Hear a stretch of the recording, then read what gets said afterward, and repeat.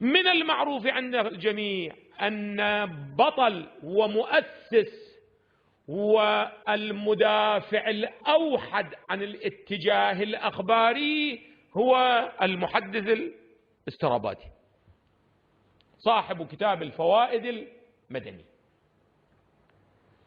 سيأتي الكلام عنه.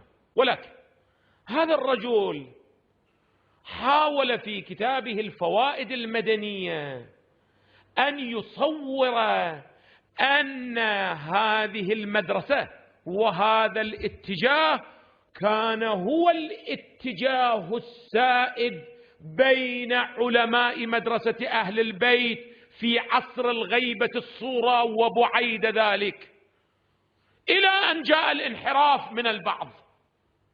وإلا أصل المدرسة الشيعية مدرسة ماذا؟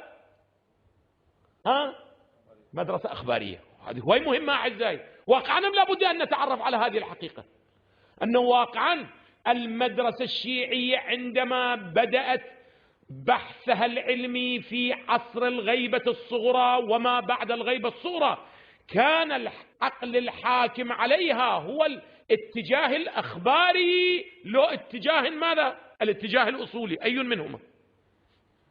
صاحب الفوائد المدنية أعزائي يحاول أن يشير إلى الاتجاه الأول، يقول لا، الذي كان يحكم هو الاتجاه الأخباري.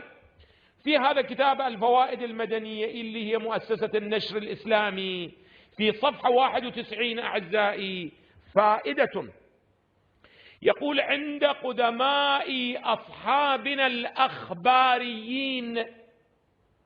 إذن يعتقد أن المدرسة، لأنه هو الرجل مولانا متوفى 1033 القرن 11، تمام؟ إذن هو بعيد جدا عن القرن الثالث والرابع والخامس.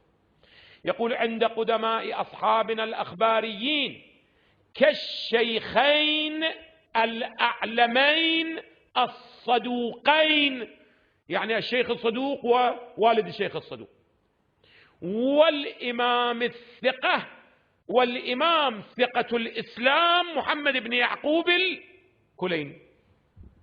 إذن هو يعتقد أن هؤلاء الأعلام كانوا ماذا؟ هؤلاء قدماء أصحاب من الأخباريين. ثم يشير إلى بعض كلماتهم إلى أن يقول: وهؤلاء كان قولهم لا مدرك للأحكام الشرعية النظرية فرعية كانت أو أصلية إلا أحاديث العترة الطاهرة، لا القرآن ولا العقل، وإنما فقط ماذا؟ الروايات. وتلك الروايات الشريفة متضمنة لقواعد قطعية تسد مسد الخيالات العقلية. إذن يعبر عن كل منتجات العقل بأنها ما هي؟ خيالات ومظنونات. الخيالات العقلية المذكورة في الكتب الأصولية، الاتجاه الأصولي، والاعتبارات المذكورة في كتب فن دراية الحديث، والقواعد الظنية العربية المذكورة في فن المعاني والبيان، هذه كلها نحتاج إليها أو لا؟ لا تفسير ولا عقل ولا النحو ولا علم البيان ولا الرجال ولا علم الدراية، كلها لا نحتاج. قال: وأيضا قليلة الجدوى عند الأخباريين، وذلك لأنهم لم يعتمدوا في فتاواهم وأحكامهم إلا على دلالات واضحة صارت قطعية بمعونة القرائن الحالية أو المقالية. ومن هنا ادعى قطعية الكتب ماذا؟ الكتب الأربع. هذه دعوة من؟ إذن على هذا الأساس إذا وجدتم عندما يأتون إلى الأخباريين يقولون الأخبارية القديمة والأخبارية الحديثة، إشارة إلى ماذا؟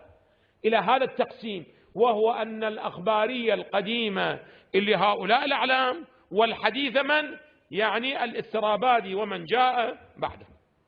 سؤال: هل أن علماء الشيعة وافقوا على هذا أو لم يوافقوا؟ الجواب: قالوا أبدا، كلام باطل لا أساس له. هذه تهمة اتهم بها الاسترابادي علماءنا المتقدمين. أبدا احنا ما عندنا شيء اسمه أخبارية قديمة وأخبارية حديثة.